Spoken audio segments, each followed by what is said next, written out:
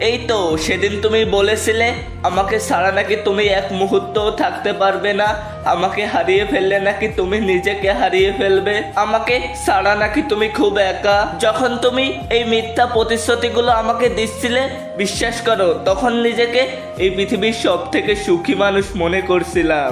আমি তো তোমার কাছে একটু ভালোবাসা আর একটু সময় চেয়েছিলাম, তাহলে কেন আমাকে ফিরিয়ে দিলে এই কষ্টের পৃথিবীতে? কেন এমনটা হয় আমার সাথে? আমি যাকে আপন করে নিতে চাই সে আমার থেকে দূরে সরে যায়। বিশ্বাস করো আমি প্রতিটা মুহূর্তই তোমাকে নিজের করে পেতে চেয়েছিলাম। আমি শুধু চেয়েছিলাম আমরা দুজন একসঙ্গে থাকবো মৃত্যুর আগ পর্যন্ত। তুমি কি পারবে আমাকে ভুলে গিয়ে সময়ের সাথে সাথে নতুন করে সংসার করতে? জীবনে চলার পথে এমন এমন মানুষের সাথে পরিচয় হয় যাদেরকে আমরা হাজার চেষ্টা করলেও ভুলতে পারি না।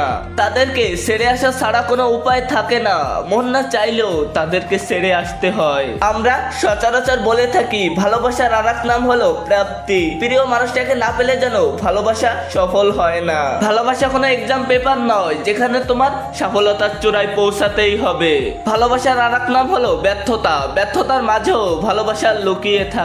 প্রিয় মানুষটাকে পেয়েই যে তুমি ভালোবাসায় সফলতা অর্জন করবে এমনটা না, প্রিয় মানুষটাকে হারিয়েও তাকে দূর থেকে ভালোবাসা যায়। জীবনে চলার পথে যদি কেউ তোমাকে ছেড়ে চলে যায় তাহলে তুমি তাকে ভোলার চেষ্টা করবে না, কারণ তোমার ভালোবাসাটা এতটা সস্তা নয় যে তুমি তাকে ভুলে যাবে। বরং তুমি তাকে প্রতিটা পদে পদে প্রমাণ করে দিও যে তোমার ভালোবাসাটা কতটা গভীর ছিল। যদি তুমি তোমার ভালোবাসার মানুষটাকে প্রাপ্তির নামে ভালোবাসা দিয়ে থাকো তাহলে বিশ্বাস করো তুমি এখনো ভালোবাসার মানে বোঝোনি, তুমি এখনো ভালোবাসার গভীরে পৌঁছাতে পারোনি।